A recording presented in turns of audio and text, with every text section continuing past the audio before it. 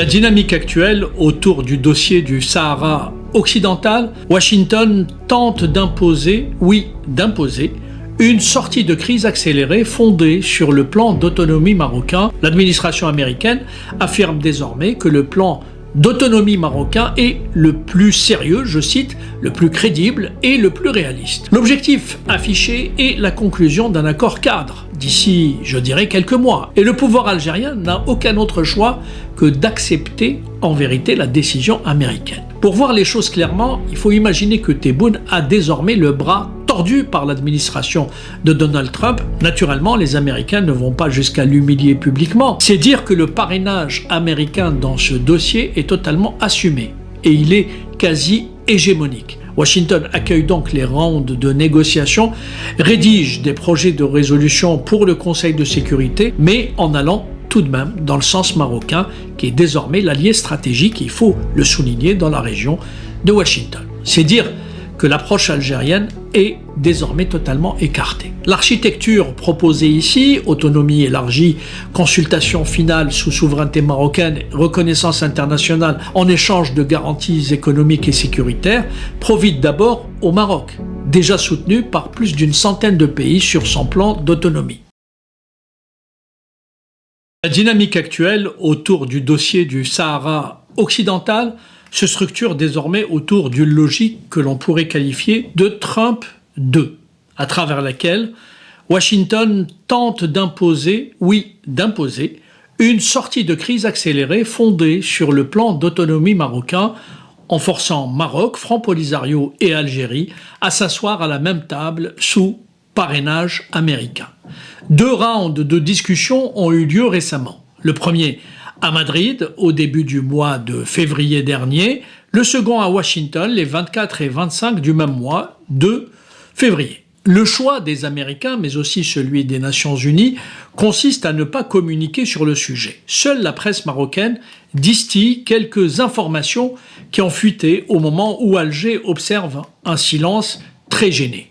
Après le générique, je vais vous expliquer les tenants et les aboutissants de ce dossier que la diplomatie de Tebboune a perdu, faute d'imagination, d'anticipation, de flexibilité et d'innovation diplomatique. Le dossier du Sahara occidental mérite quelques rappels structurants sur le conflit. Pour ceux qui ne le connaissent pas, il s'agit d'un territoire ex-colonie espagnole revendiqué par le Maroc, mais aussi par la République arabe sahraoui démocratique, RASD, un proto-État proclamé en 1976 par le Front Polisario qui défend l'option de l'indépendance. Rabat contrôle la majeure partie du territoire et propose depuis le début des années 2000 un statut d'autonomie élargie sous souveraineté marocaine. Tandis qu'Alger, qui soutient le Front Polisario, met en avant le principe d'autodétermination via référendum, campe, elle, sur ses positions.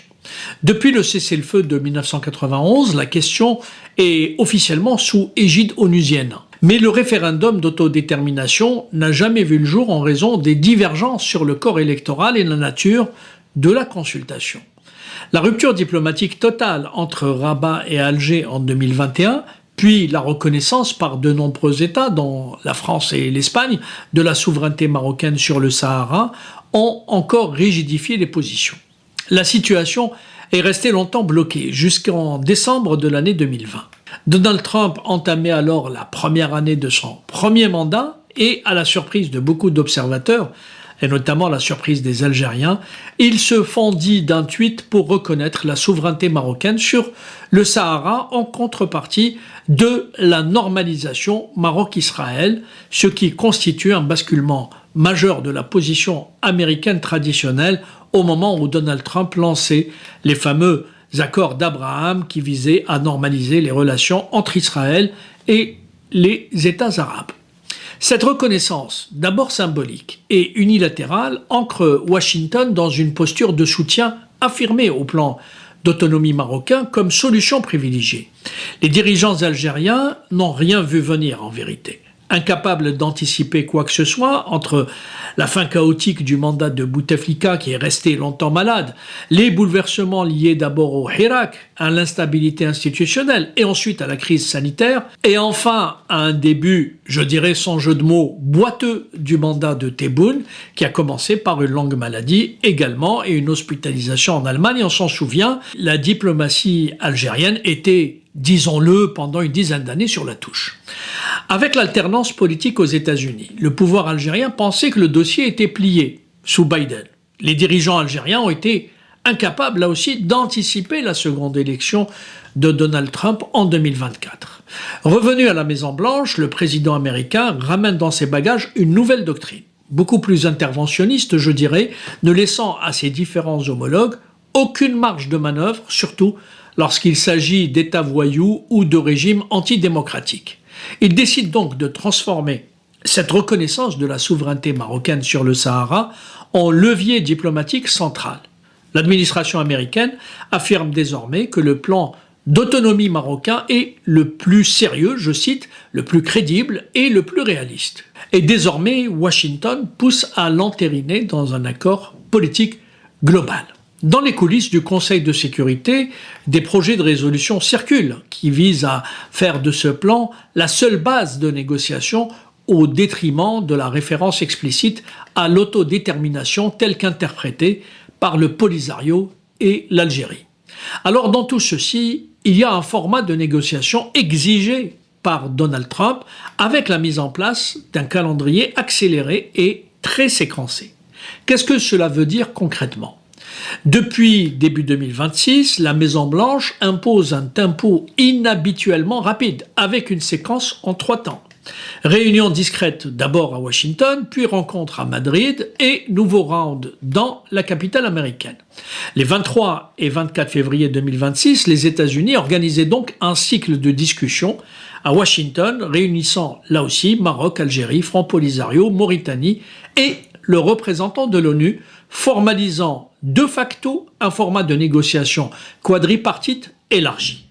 Une réunion donc inédite et hautement confidentielle s'était tenue à Madrid le 8 février 2026 au siège de l'ambassade des États-Unis, présentée comme la deuxième étape d'un processus piloté par le conseiller spécial de Donald Trump, Massad Boulos.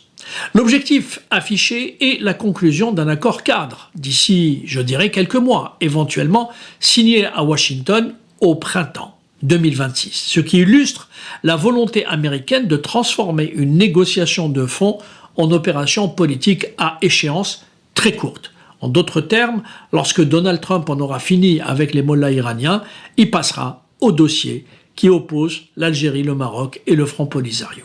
Et le pouvoir algérien n'a aucun autre choix que d'accepter en vérité la décision américaine. Pour voir les choses clairement, il faut imaginer que Tebboune a désormais le bras tordu par l'administration de Donald Trump et qu'il fait sans broncher ce qu'on lui dit de faire. Naturellement, les Américains ne vont pas jusqu'à l'humilier publiquement. Ils entretiennent les apparences, font mine de le considérer comme un chef d'État, mais en vérité, ils connaissent son caractère brouillon et médiocre, ils savent qu'il ne possède aucune légitimité démocratique et ils disposent, je parle des États-Unis, de suffisamment de relais à l'intérieur même du régime algérien et de l'armée pour le dégommer en 24 heures si Donald Trump le souhaitait.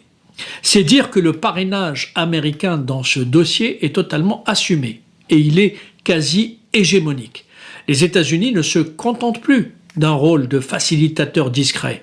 Ils se placent au centre comme architecte du compromis, voire comme juge et partie. Washington accueille donc les rounds de négociation, rédige des projets de résolution pour le Conseil de sécurité et utilise tous les leviers bilatéraux, sécurité, énergie, investissement, appétit pour les minerais critiques et j'en passe, pour peser sur Rabat comme sur Alger, mais en allant tout de même dans le sens marocain, qui est désormais l'allié stratégique, il faut le souligner, dans la région de Washington. Cette diplomatie transactionnelle typique de Donald Trump se manifeste par l'idée évoquée dans certains cercles américains d'un accord de paix maroco-algérien en 60 jours, ce qui traduit le décalage entre le temps politique américain et la profondeur historique du conflit sahraoui. La Maison-Blanche cherche à construire une Pax Americana, cette fois-ci en Afrique du Nord, c'est-à-dire un règlement sous parapluie stratégique américain, à la fois sécuritaire et économique, y compris entre le Maroc et l'Algérie. Dites-moi ce que vous en pensez. Vous croyez que Trump va réussir à imposer à Tebboune de serrer la main du roi Mohammed VI et de l'amener, y compris à rouvrir les frontières entre les deux pays? J'aimerais bien avoir votre avis, sans injure évidemment, car de toute manière ici, on ne laisse pas passer les insultes. Toujours est-il que les paramètres du plan discuté tournent autour de la question centrale: autonomie versus autodétermination. C'est le cœur du dispositif de négociation et évidemment ce qui était jusque-là le point de blocage. Le socle du schéma américain repose, lui, sur le plan d'autonomie marocain qui organiserait une large autonomie régionale sous souveraineté marocaine avec un exécutif et un parlement, tous deux localement implantés, tout en laissant à Rabat les prérogatives régaliennes, la défense, la diplomatie, la monnaie, etc. Une fois négocié, ce statut donc d'autonomie pourrait être soumis à une consultation locale distincte du référendum d'autodétermination initialement envisagé par l'ONU, ce qui revient à substituer un référendum d'adhésion à un statut à la question tranchée indépendance ou intégration. C'est dire que l'approche algérienne est désormais totalement écartée. Les discussions portent aussi sur des éléments très concrets de l'architecture autonome, mode de désignation de l'exécutif régional, compétences fiscales, partage des revenus issus des ressources naturelles puisées dans cette région du Sahara. Rabat souhaite que l'exécutif du Sahara soit désigné par le roi lui-même dans le cadre de la monarchie exécutive marocaine, tandis que le Polisario privilégie un exécutif issu d'élections locales, perçu comme authentique par la population sahraoui. La question des ressources, notamment le phosphate, la pêche et les potentiels gisements en minerais aussi recherchés par les États-Unis, alimente aussi les tractations. La partie marocaine voyant dans l'autonomie un moyen de consolider aussi l'intégration économique du territoire, et Alger comme le Polisario d'ailleurs craignent une consolidation de fait d'une annexion économique. C'est en tout cas ce qu'on comprend à la lecture des différents rapports. La doctrine algérienne est en train d'échouer parce qu'elle est restée structurée par trois constantes: soutien au droit à l'autodétermination, la non-reconnaissance de la souveraineté marocaine sur le Sahara et le refus d'être partie prenante officielle au conflit au-delà de son rôle de pays voisin et de soutien au Polisario. Pour Alger, le plan américain fondé sur l'autonomie marocaine est perçu comme une violation du droit international et un facteur potentiel d'escalade régionale plus qu'un instrument de paix. Mais évidemment, les dirigeants algériens le disent avec beaucoup de tact et de diplomatie. Rien à voir avec la tonalité des communiqués pondus pour fustiger la France par exemple. L'Algérie voit également dans la pression américaine un test de résilience géopolitique à un moment où ses relations avec des partenaires européens, notamment la France, depuis la reconnaissance par Paris de la marocanité du Sahara, se sont fortement dégradées. L'Algérie redoute que l'encadrement américain du dossier marginalise l'ONU et réduise le conflit à une transaction bilatérale Maroc-États-Unis, avec l'Algérie finalement cantonnée à un rôle de figurant discrètement récalcitrant. C'est cet aspect que la diplomatie algérienne tente de rattraper avec beaucoup de mal d'ailleurs. Oui, le régime de Tebboune fait face à un dilemme. Refuser le format et l'agenda imposés par Washington au risque d'être accusé de bloquer une solution, ou s'y engager tout en évitant d'apparaître comme le co-gestionnaire d'un schéma jugé contraire à sa doctrine. Cette position est d'autant plus délicate que la rupture diplomatique avec Rabat complique la moindre concession visible et que le régime algérien mobilise la question sahraoui comme élément de légitimité interne et de continuité historique. En somme, Abdelmadjid Tebboune, qui s'est péroré comme un coq, a peur de perdre la face devant sa propre clientèle, celle qui est très réceptive à son ton populiste du genre « Mazel maouldatu shummo ». Vous voyez ce que je veux dire si vous comprenez le dialecte algérien. Les appels américains à des négociations directes sans conditions préalables entre Maroc et Polisario, avec en toile de fond un cessez-le-feu consolidé et l'enregistrement des réfugiés sahraouis, sont interprétés à Alger comme une tentative de reconfigurer le terrain humanitaire également, mais aussi politique, des camps de Tindouf. L'Algérie cherche à éviter un encadrement international des camps qui fragiliserait son rôle de protecteur supposé des réfugiés sahraouis et de partenaire central du Polisario.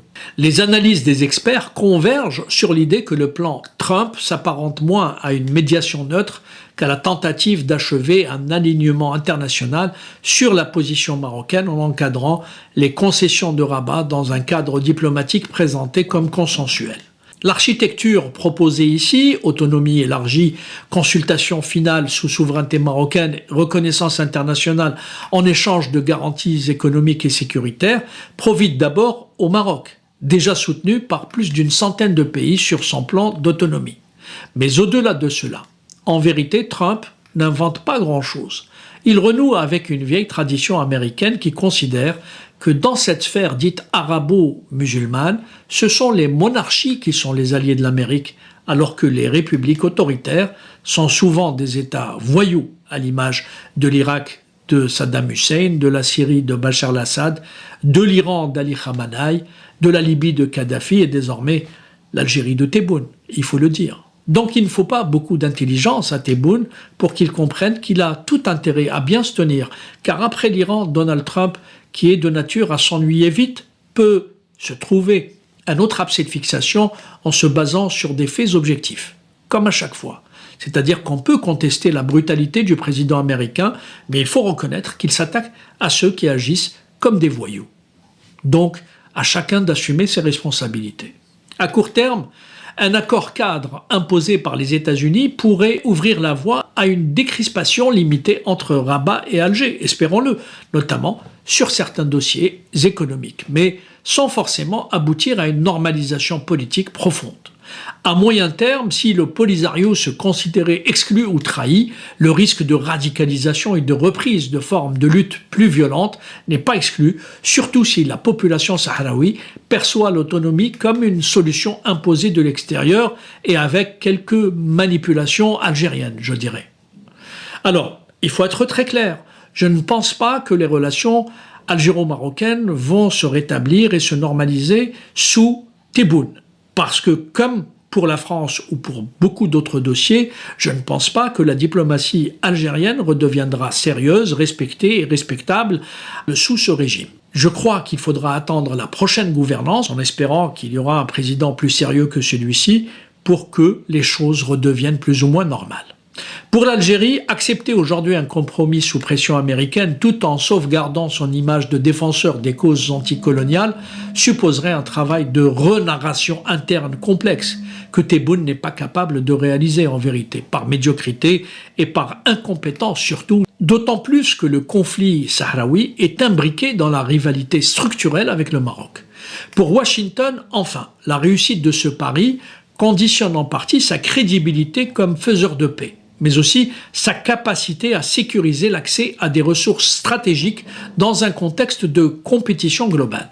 En somme, les négociations exigées par Donald Trump ne sont pas un simple retour à des pourparlers onusiens classiques, mais l'imposition d'un cadre transactionnel très précis initié par les Américains qui tentent de verrouiller le conflit dans un schéma d'autonomie sous souveraineté marocaine, comme je l'ai précisé, en plaçant l'Algérie et le Polisario face à un choix: s'y rallier avec des aménagements de façade ou assumer un face-à-face avec la première puissance mondiale. Objectivement, vous et moi savons que l'Algérie de Tebboune ne pourra pas tenir tête à l'Amérique de Donald Trump. Le plus important, c'est que le pouvoir algérien, au fond de ses entrailles, puisse comprendre qu'après Tebboune, il faut reformater totalement la doctrine de la politique étrangère, mais aussi celle de la politique intérieure. Le monde est en train de changer à une vitesse incroyable. Il est en train de changer brutalement depuis une vingtaine d'années. Il n'y a que les octogénaires grabataires qui trônent sur l'Algérie qui ne le voient pas. Et ben c'est la fin de cette vidéo les amis, je vous remercie comme d'habitude pour avoir suivi jusqu'à la fin. N'oubliez pas de nous laisser vos commentaires et vos réactions sur la vidéo et de vous abonner à la chaîne si vous n'êtes pas encore abonné. Et merci aussi pour vos commentaires et vos discussions très animées dans la section des commentaires. Donc, vous n'oubliez jamais de décortiquer bien un sujet sur tous les points qui ont été abordés dans la vidéo et ça fait vraiment plaisir quand moi-même je ne fais pas de commentaires, je m'appuie sur vous pour que vous puissiez bien expliquer les choses et en faire des discussions civilisées et dans tout le respect possible. Donc voilà, merci beaucoup et à la prochaine dans une nouvelle vidéo. Au revoir.